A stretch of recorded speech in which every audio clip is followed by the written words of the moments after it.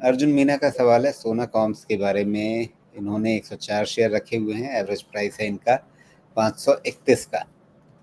तो ये पूछ रहे हैं कि अभी जो कुछ चल रहा है यहाँ पे संजय कपूर जी की मृत्यु के बाद मैनेजमेंट को लेकर के जो डेवलपमेंट्स चल रहे हैं उसको कैसे समझा जाए और क्या फंडामेंटल नज़रिया बनाया जाए इस शेयर के बारे में। देखिए, सोना बीएलडब्ल्यू के जो फ्यूड चल रहा है ना, ये मैंने सुना, लेकिन अब मैं एक्चुअली ये ट्रैक नहीं करता काउंटर। जो सुना और मेरा जो उसमें समझ है मैं बताता हूँ। मेरी समझ ये कह रही है कि संजय कपूर इस बेसिस पे चल रहे थे कि ये कंपनी एक इंस्टीट्यूशन बननी चाहिए, इंस्टीट्यूशनलाइज प्रोसेस होना चाहिए, जहाँ पे मैनेजमेंट ड्राइव करे, यहाँ पे कोई फैमिली ड्राइव नहीं करे। ये उनका मेथड था। तो उस हिसाब से अगर ये कंपनी चल रही है तो मुझे नहीं लगता कि इसके विजन पे कोई इम्पैक्ट आना चाहिए। ठीक है, एक नया डायरेक्टर ऐड हो गया, एब्सोल्युटली फाइन। लेकिन अगर इंस्टीट्यूशनलाइज प्रोसेस है तो बहुत ज़्यादा दिक्कत होनी नहीं चाहिए। और ये अब देखना है तो जाके प्रोमोटर होल्डिंग में देख लीजिए। प्रोमोटर होल्डिंग जैसे 28% की बची हुई है। ठीक है, बाकी आपके पास एफ हैं और आपके पास डी हैं, इनके पास मेजर होल्डिंग है। तो ये तो क्लियर है कि ये सीईओ बेस्ड कंपनी रहेगी मोस्टली, क्योंकि आपके पास ड्राइविंग फोर्स इंस्टीट्यूशन है, तो उनको एक रिप्रेजेंटेटिव चाहिए जो इस कंपनी को चला पाए। तो मुझे इस फैमिली फ्यूड का इस पर बहुत ज़्यादा इम्पैक्ट, मेरी समझ, जो मैं जो डेटा आपको देख के बता रहा हूँ, मेरी समझ कहती है कि कोई खास असर नहीं होना चाहिए। ये मोस्टली नॉइज क्रिएट करेगा। Problem is something else, problem is the valuation. Valuation 50 time का जो है ना, ये मेरे हिसाब से बहुत बड़ा ड्रैप है इसके। तो अगर किसी को सोना बीएलडब्ल्यू प्रिसीजन पे सोचना भी है, तो सोचने का तरीका मेरे हिसाब से इसका वैल्यूएशन होना चाहिए देन दी जो अभी ये सब अननेसेसरी नॉइज़ चल रहा है। और मैंने तो ये भी, अगर जो लिखा है अगर वो सही है, तो जो उनकी माताजी ने क्लेम किया था, उनकी माताजी तो 2019 या सम ईयर के बाद से डायरेक्टर हैं ही नहीं। तो फिर ये अननेसेसरी किस लिए? मुझे लगता है कि एक चांस लेने वाली बात थी, कि चांस ले लिया कि अगर कुछ बन जाए तो बन जाए। सोना बीएलडब्ल्यू जो इसका जो इसका शेयर होल्डिंग पैटर्न है, ये देख के तो मुझे यही बात लगती है कि जो संजय कपूर का प्लान था कि इंस्टीट्यूशन ड्रिवन कंपनी होनी चाहिए, उसी रास्ते जाएगी। मेरा कहना जी। ये है कि वैल्यूएशन देखिए, बात आगे बढ़ाइए, बाकी सब कहानी चलती रहेगी। जी, लेकिन अगर वैसे देखें स्टैंडअलोन, मतलब इन सारी चीज़ों से अलग हट करके उनके रहते हुए भी कंपनी कैसे काम कर रही थी, तो आपको ये दिखेगा कि सेल्स में स्टैग्नेशन था और साथ ही प्रॉफिट में भी स्टैग्नेशन था। मतलब एक उतार चढ़ाव इसके क्वार्टरली नंबर्स में आपको नज़र आएगा। कोई बहुत एक क्लियर पिक्चर ग्रोथ पाथ वाली नहीं बन पा रही थी।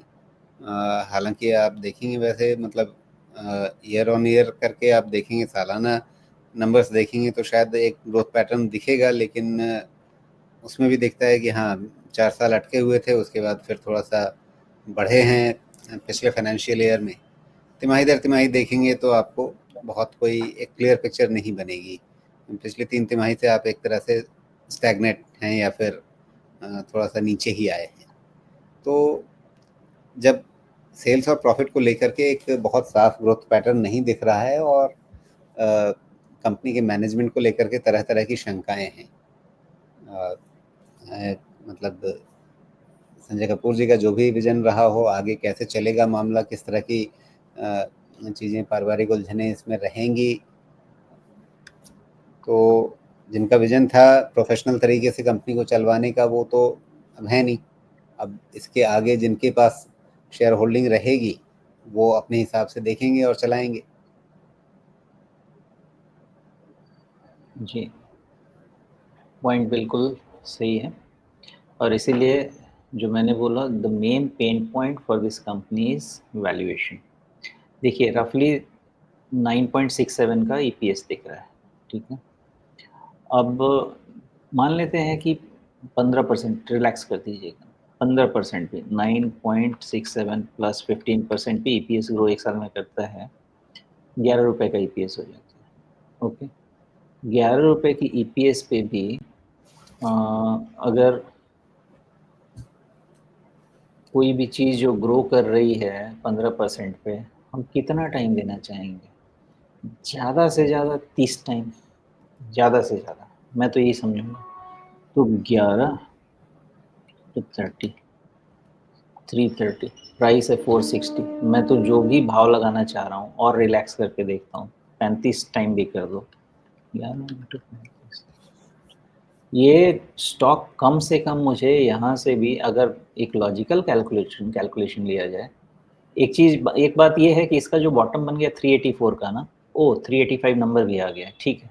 तो ये 384 का जो बॉटम बना, हाँ, तो अभी मैंने क्या किया कि ₹11 का रफ़ली मैंने ईपीएस ले लिया, एकदम लिबरल होके कि 15% पे तुम ईपीएस ग्रो करा दो और उसको 35 टाइम्स दे दो, लिबरल हो जाओ। आप मल्टीप्लाई कीजिए, आपको अपने आप 385 नंबर मिलेगा और जब मैंने उसके यहाँ पे देखा तो एक इसका पुंछी है, जिसका लो 380 का है, व्हिच इफेक्टिवली मीन्स कि ये जो लो है, दोनों तरफ से एक डिफाइंड लो बनता है, क्योंकि इससे नीचे तो इसका वैल्यूएशन शायद नहीं जाएगा। अब बाकी जवाब जो भैया जी का क्वेश्चन था, वो खुद ही समझ लें कि बात ये हो रही है कि वैल्यूएशन महँगा है। खुशी की बात ये है कि एक कहीं न कहीं वैल्यूएशन का बॉटम समझ में आता है, बट क्या वो आपको वेल्थ क्रिएट करके देगा?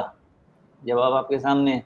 अब उसमें अपना जवाब ढूँढिए कि आप करना क्या चाहते हैं। मुझे लगता है main pain because growth constrained है, तो वैल्यूएशन एक्सपेंसिव है, ये normalisation at some point time होना चाहिए। होगा नहीं होगा, समय की बात है। मैं आपके लिए जी, चीज़ों को पढ़ता हूँ, समझाता हूँ बस। बिल्कुल।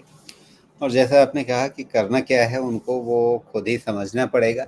आपने एक सारी तस्वीर सामने रख दी, उसके हिसाब से एक बढ़िया डिसीज़न, इन्फॉर्म्ड डिसीज़न वो अपने स्तर पे लें, अपना रिसर्च, अपनी खोजबीन, पढ़ाई-लिखाई करके। और ये बात सिर्फ़ इस पे नहीं, जितनी भी हम लोग बातचीत कर रहे हैं, जितने भी शेयरों पे कर रहे हैं, सबके लिए वही बात है। हर बार हम लोग ये बात दोहराते हैं, समझाते हैं।